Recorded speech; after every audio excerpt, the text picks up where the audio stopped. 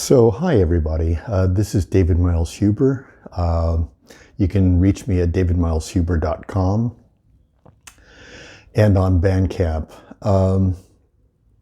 I've been wanting to do this. No, I've been regretting and not wanting to do this video for a long time. And I'm going to make my attempt. I'm going to start right off the bat. Here's my talk. Or just stream of consciousness, because I do not know what the hell I'm talking about in a lot of ways. And that's okay. This is talking about Dolby Atmos.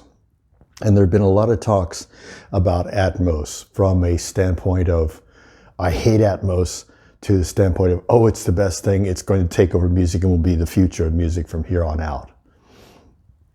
And as somebody said recently in another video, you never see anybody in the middle. You never ever see anybody in the middle.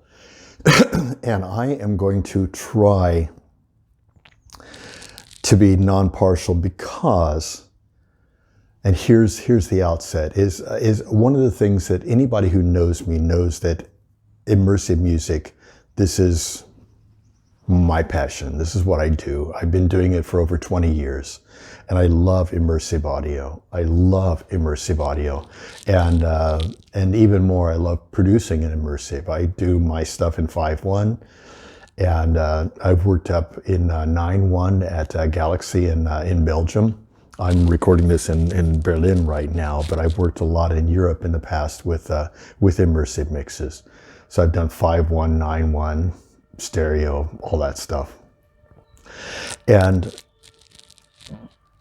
I really wanted to succeed. I really wanted to succeed, and I really wanted to work, and I really want to work in it.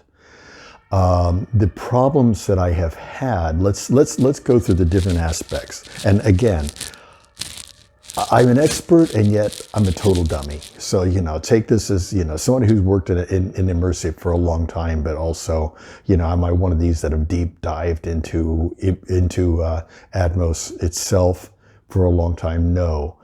And there's a reason for that. So let's start on the professional side, on the production side. There's, of course, the equipment. And I'm going to lay this out completely truthfully. I'm going to tell my story, and that's all I'm doing is telling my story.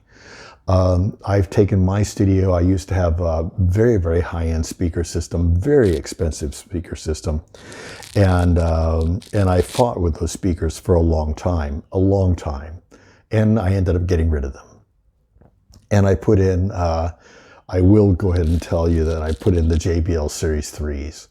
And they're inexpensive. They're actually cheap. They do not sound fantastic. They do not sound brilliant. They sound right. And it's been a long time since the Event 2020s, really, that I've felt speakers that actually sound right. And in the long line of Elliot Shiner, Al Schmidt, all the ones where they're like, find speakers that you really like, get to know them, and work with them. And these guys are inexpensive, so I can build a studio at home in the US. I can build a studio at a new home here in Europe, or multiple. We'll see what happens. And when I do the mixes on these speakers, it just sounds amazing on ultra, oh my God, speakers from hell. So that's been one hurdle from my standpoint. So now at home in the US, I actually have a 5.1.4. No, that's not true. I was right the first time. I have a 7.1.4. I have never fired up the side speakers yet. That's going to happen probably in the next month. And so, on the production side, so there's the aspect of getting the equipment together and the finding the best interface for you, which is not the easiest of tasks. Finding a right interface. Everybody who knows me knows I'm a Nuendo user, and Nuendo pretty much takes care of it on the monitor side with the control room, which, if you don't know control room in Cubase Nuendo, wow. Okay, so And then the next aspect is getting to know the software itself, which mixing, that's a whole other story, and I know that. I know immersive mixing. That's something that I'm good at. But then there's the idea of the technical, the setup, and that seems to be improving, where you can actually set up your templates and get things going and all of that stuff. And then there's the other aspect of levels, which you really have to watch your P's and Q's with levels really quickly, and you can research it. Seemingly the set, and I have to, this is my next hurdle, is like the levels minus 18 with your average levels, and no more of a peak, no peak above minus 1, but your average should be minus 18, which is actually going to bring your peaks down. And so basically the idea of learning Atmos, dotting your I's and crossing your T's. I have been beaten into me to go 2496, which I have all my sessions are at 2496. And of course, Atmos wants to run at 48. And so I actually refuse to go in and mix all of my, bring it all down to 48. I'm going to actually do the mixes discrete, that is channel per channel, not using the driving the objects, and do the discretes, and then at the end bring the final mix down to 48 and static place it on the speakers. That's a totally valid way that a lot of high-end producers do, especially if you're recording at 96 or higher. All right, so that aspect, I've just jumped over something that is really, really not easy. That is the idea of the hurdle of the production side, which is, I've made things sound relatively straightforward. It's not. So learning how to do your mixes, that's an art. Learning how to do the, in immersive, that's an art. Learning how to do your P's and Q's of levels, of properly doing your encoding, all of this stuff. And so that's one thing. And then the other thing, from what I understand, and I think this is accurate, is that, the delivery. Okay, so we've done the production side. Now let's move on to, well, you might call the mastering side, maybe. You might call it mastering, and that is bringing it over to basically you're bringing it down to MP4, which you are bringing it down to MP3 level. You're compressing the hell out of what you've done. So you're bringing it down to MP3 level, actually MP4, which is the same thing. It's just a audio codec, and you're adding video to it. And so that's the other thing, is it's a lossy process. So you have to go with the fact that it's a lossy process. Again, realize, do not take my word for everything. There's so many people like, I'm a pro, I know exactly what I'm doing. Listen to me and don't listen to anybody else. Don't, listen to other people and do your own research for sure. If you only listen to one person, you are going to be sunk, guaranteed. All right, so that's and the mastering side, that's a whole other thing. I know how to master in stereo. I know how to master in immersive. I have never done mastering in Atmos, but what could be the difference? Except for really watching your levels. Then we get to the what I call the scary part. And that is the let's not even worry about delivery. Let's just take delivery as a given, because God knows I can't talk about delivery because I don't know about delivery. But let's take delivery as a given, that you have the tracks streaming to you or coming you through a disc or whatever. And preferably through a disc, but streaming, it must work. I've never listened to streaming.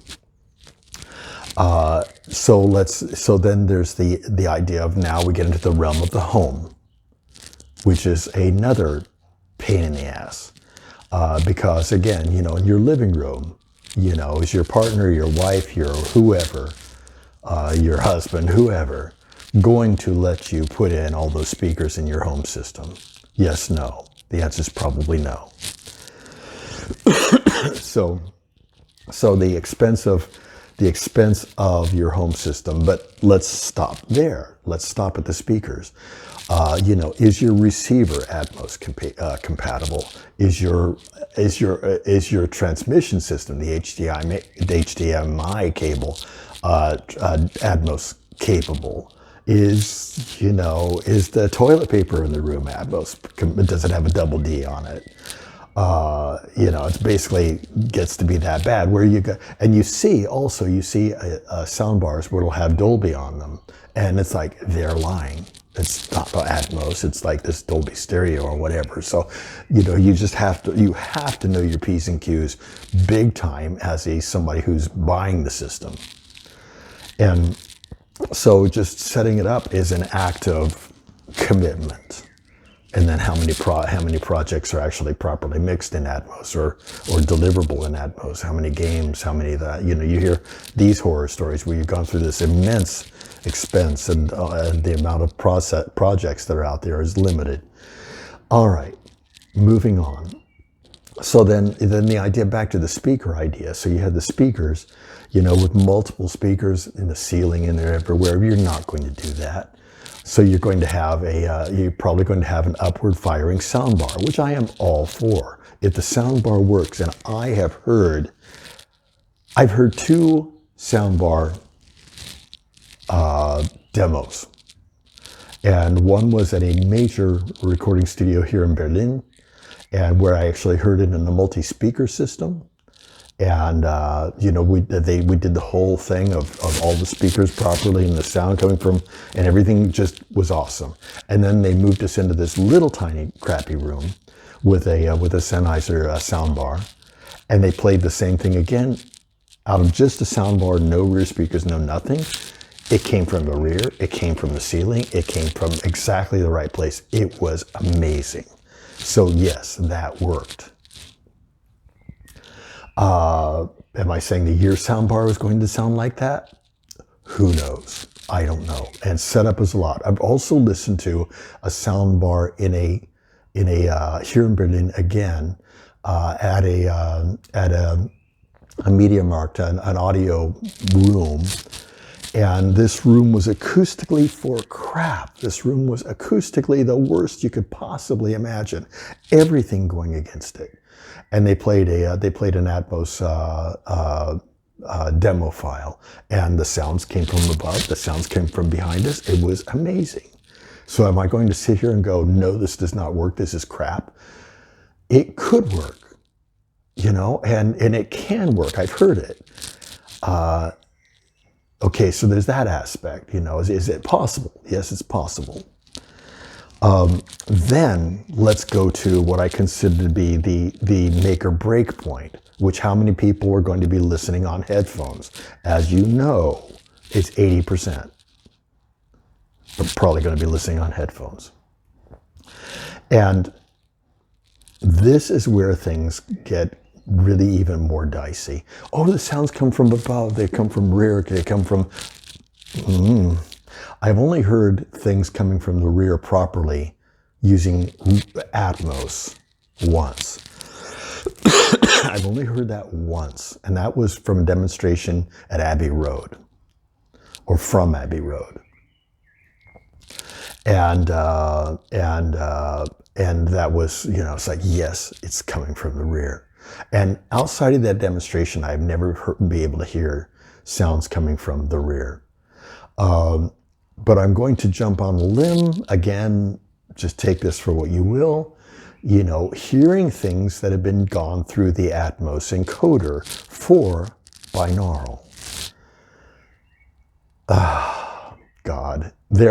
I consider them one of the worst. It's one of the worst encoders. There are multiple encoders out there. There are multiple systems for being able to hear headphone direction, which are way better than what Dolby does. So Dolby, the standard, is not, I consider it to be not that great of an encoder, which sucks. So everybody's going to be using this encoder, and it's like, So that for me is really frustrating. And Dolby is not, I don't find them to be fessing up to like, no, we need to make our encoders better. So, and from there in mixing over headphones in immersive multi-speaker setup, what's the company? I always have trouble remembering the company. Dear VR. I'm sorry, I'm getting a cold. Dear VR monitor works really well. Is it perfect? No, but it works really well. Dear VR monitor for listening to discrete setup, probably an Atmos, but I've never done it. But it's I consider it to be way better than Dolby.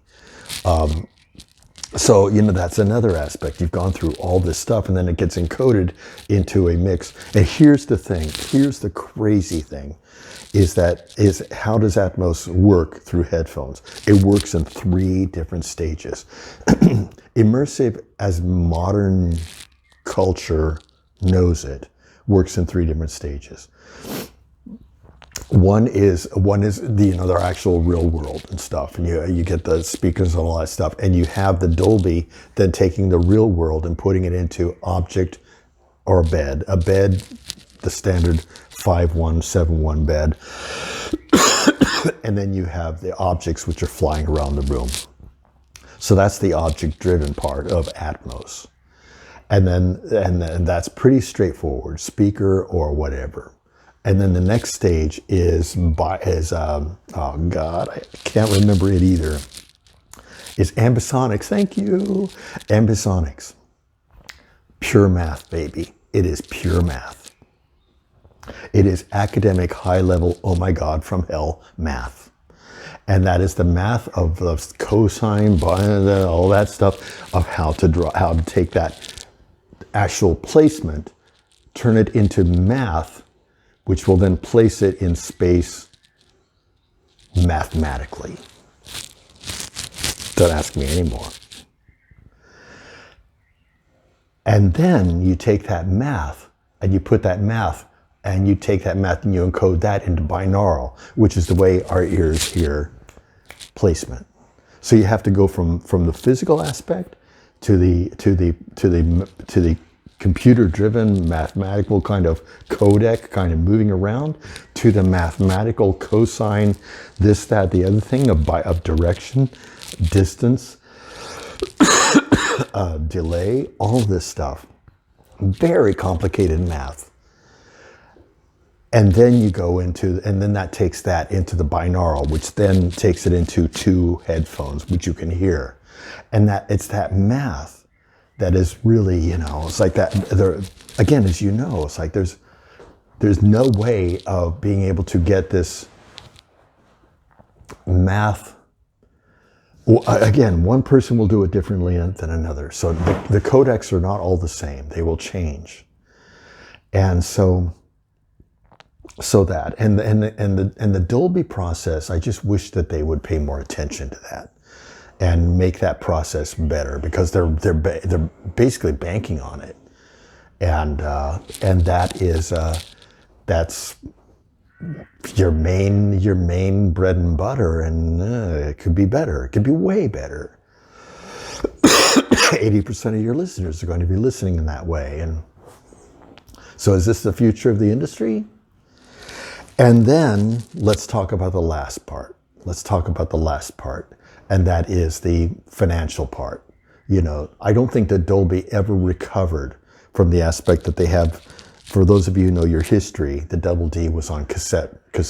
It was a compression, a compander, a compression expander that reduced the noise level on cassette tapes back in the day. And that's where Dolby basically came really into prominence. And so a reduced noise level on tape, cassette tape. And whenever you saw that Double D on a cassette tape recorder, which you saw the Double D on every single cassette recorder worth its salt, all of them, they had to pay a royalty to Dolby. And I don't think Dolby ever recovered from that. It's like, how do we get that royalty revenue stream back? Let's get it onto every phone. Let's get it onto every home system. Let's get it onto every sound bar. Let's get it into every TV. Sound, audio. Let's do Dolby Vision, so we can double do it. We can sell Dolby Atmos and get a royalty from that, and Dolby Vision and get a royalty from that. Let's get a royalty from everybody. So let's get a royalty on on the sound of your car. Let's get a royalty on your left foot. That's literally what they're wanting to do. Is they're wanting to take over the world, and so that they are paid royalties by everybody on the consumer side and on the pro side. And so it's huge financial incentive. And so of course they're pushing this down our butts. And that is another one, the motivation. Is the motivation over audio? No, it's not. It can't be. The motivation is over royalties. That's what the motivation is. And so, so do I personally, I think from here, when we head back to the US, I will probably start in on my mixes, but I'm going to, on redoing not redoing, but for the first time actually, doing the mixes in 714. But I'm going to do it discrete. I'm not doing it Atmos. I'm taking it discrete channel for channel. So in that way, the future proofs is if there's another system or whatever, or anybody, then if it's channel, you simply put it into a encoder, you place it over speakers, off you go. So yeah, I'm going to do that. I want to find it out. It's also a lot more expensive to put them online. How many people will listen to it, etc. There are all these questions. So, I think the thing about Atmos is sometimes it raises more questions than it gives answers. And so I hope that this helped. There's so many people talking about this, and so many people, wow, and I'm just coming from just huge frustration of having lived in that world and having it become. I think the bottom line for me is that it's not being driven by audio people. It's being driven by programmers, and it's being software programmers, and it's being driven by the bottom line money, which it always was. But it's pretty clear right now. So I guess thanks for listening. I'm not a big comment reader, but so this is Elliot's chimed in. I'm sure, well, I don't think Al didn't get a chance really to chime in, but there are some who have chimed in on this, and I don't, I 4-time Grammy nominated in the field, but I'm not one of these that's trying to build a name for myself. I just want to be able to have fun with it. Feel free to leave comments. I'll try to read. I'm not the greatest comment reader, like I said. But I hope that this helps. And this is basically my truth. So I've taken a lot of time. Thanks for listening. And who knows, maybe this conversation can continue in some form. Take care. Feel free to spread this around, because if you don't spread this around, this info, it's my truth, but it's a truth that's not being said very much. So feel free to spread this around. Just link it and stuff. All the best with your mixes, with your projects, whatever way you do it. I think, of course, the important thing is that you have fun, so to hell with it all. So take care. Thanks for listening. Again, David Miles Huber. You can reach me at davidmileshuber.com. Music is on Bandcamp, so that's where you can listen to my stuff. And have fun, and all the best. Take care. Bye-bye.